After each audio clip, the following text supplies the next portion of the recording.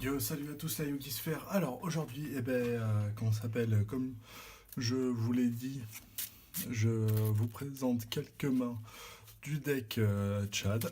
Donc on va voir ce que ça va donner.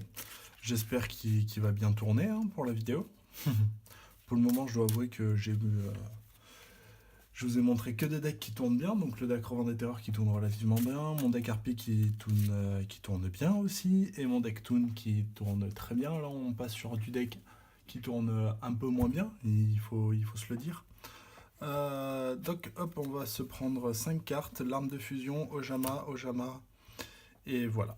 Donc ça va être une main très compliquée, je dois vous annoncer. Donc ce qu'on peut faire en premier tour, c'est celui en face cachée. Si comme ça, mettre ça en face cachée, on va pouvoir caler une petite arme de fusion histoire de faire stresser un peu l'adversaire. En carte face cachée, on va garder l'épée de lumière pour un tour ultérieur où on aura plus de cartes à jouer. Et on va terminer notre tour. Donc mon adversaire risque de détruire mon Jama. Et donc je vais pouvoir aller chercher 2 cartes au Jama depuis mon deck ou de ma main. Donc ce que je peux faire, c'est récupérer un Ojama match, qui peut être bien sympathique, et récupérer un Ojama bleu, qui pourra me permettre de cycler mon deck, de cycler un peu mon deck. Une fois que j'aurai récupéré ça, il finira son tour, il m'enlèvera sûrement peut-être quelques points de vie, je sais pas.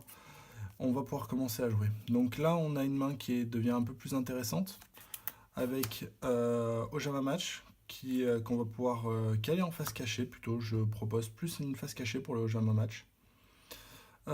Plus une face cachée pour le Ojama match, jouer l'épée de lumière de révélation à ce moment-là et poser notre tête de dragon et terminer notre tour. À ce moment-là, à la fin du tour adverse, on va jouer le Ojama match qui va me permettre d'envoyer une carte Ojama depuis ma main au face recto depuis mon terrain au cimetière et d'ajouter un Ojama de nom différent et un monstre dragon armé.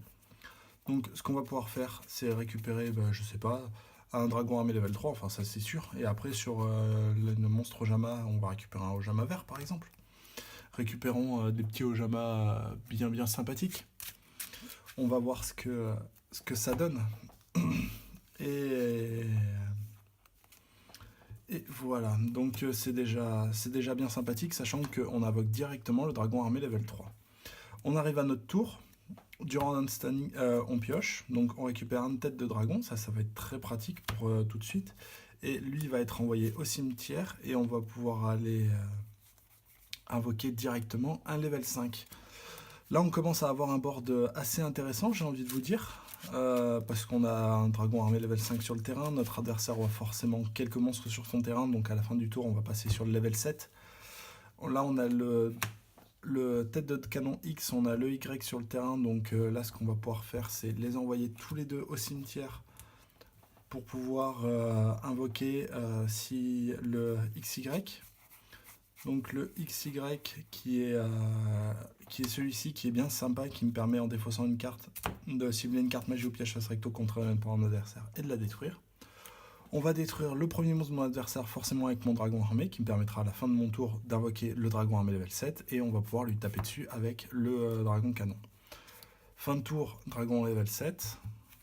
Voilà, donc vous avez vu en un tour on est passé du dragon armé du level 3 au level 7, ce qui est vraiment très intéressant, c'est-à-dire que mon adversaire n'aura pas pu s'amuser avec mon petit.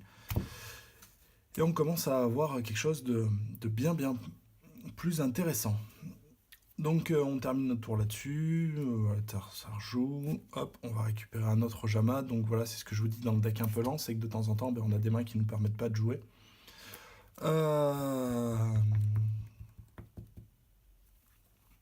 Donc ce qu'on peut faire, c'est par exemple défausser, détruire. Voilà, c'est un deck qui va jouer ensuite un petit peu plus lentement une fois qu'on aura réussi à placer un premier combo. Mais par exemple, voilà, un typhon qui va nous permettre de détruire, le Java Assimilation, la base, le dragon armé. Ce sont des cartes qui vont être facilement sortables. Là, j'ai pas pu vous caler une fusion plus intéressante, mais on a déjà une main relativement intéressante, j'ai envie de dire, même si elle était un peu compliquée à démarrer. Hop, donc je vais vous présenter une deuxième main où ce coup-ci, c'est moi qui, c'est pas moi qui commence. C'est pas moi qui commence parce que là, c'est moi qui ai commencé. Et on est juste à 5 minutes. C'est marrant, à chaque fois je fais 5 minutes. 5 minutes pour la première main. J'arrive à rester honnête là-dessus. Donc ce que je vais vous dire, c'est que là, ce que je vais vous dire entre les deux mains, c'est que si vous trouvez que la mécanique est intéressante, s'il y a peut-être 2-3 trucs à rajouter, je sais pas, dites-le moi dans le commentaire, ça va me permettre, de m'améliorer.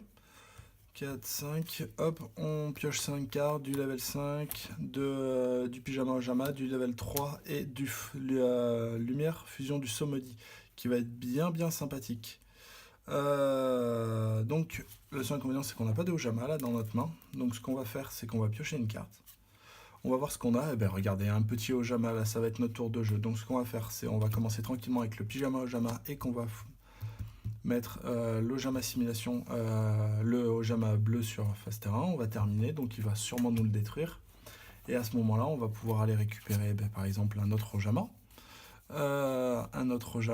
Et surtout, le plus important, on va récupérer un autre Ojama bleu et pas Ojama simulation, mais Ojama match. Hop là. Ojama match, le pauvre petit Ojama jaune, il prend sa branlée contre notre ami le dragon armé. Donc là, on a pu récupérer ça dans notre main.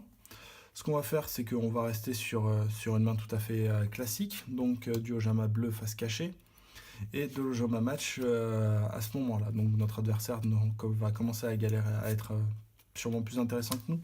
Nous, on va pouvoir jouer pyjama Ojama, qui va nous permettre, durant la main phase, on a pu faire ça pendant notre tour, hein, durant notre main phase, d'ajouter une carte Ojama depuis mon deck à ma main et de défausser une carte. Donc ce qu'on va faire, c'est qu'on va récupérer, regardez, hop, on récupère un Ojama noir, on le défausse. C'est bien sympa, ça nous permet de cycler le deck et d'envoyer des cartes Ojama depuis directement de notre deck à notre cimetière. Donc voilà, une fois que l'adversaire aura terminé son tour, on fera le même combo, Ojama match, récupérer une carte Ojama. Dans ce deck, vous allez voir qu'on récupère, on a tout le temps notre deck en main, c'est assez embêtant. Enfin, c'est assez embêtant, c'est marrant. C'est assez marrant, mais c'est un peu chiant pour l'adversaire, entre guillemets. Donc voilà, hop, celle-là on la garde dans la main. Et alors j'ai eu un souci de vidéo, donc ça a déconné.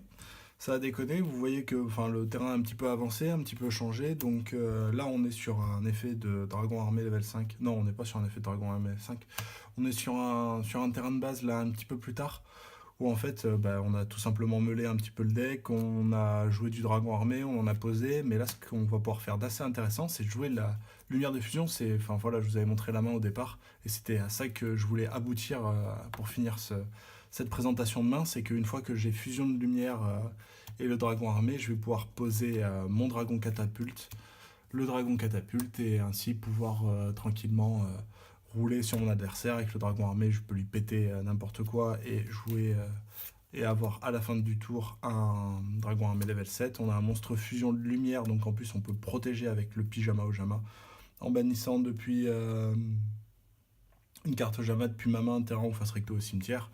Et comme vous avez pu le voir, on a quand même pas mal de monstres Ojama. On en a combien là? 1, 2, 3, 4, 5. On en a 5 de bannis. Et si on veut, une fois qu'on aura banni les 5, on va pouvoir les cycler avec le Ojama match et avec le garde précis s'il le faut. Ou avec d'autres cartes, parce qu'on a encore aussi le Ojama bleu si on veut faire quoi que ce soit. Alors c'est un peu embêtant que ça a déconné, mais qu'est-ce que vous voulez que je vous dise, c'est les aléas de la vidéo. Je vous dis à une prochaine pour une autre présentation de deck. Ce deck est quand même bien sorti,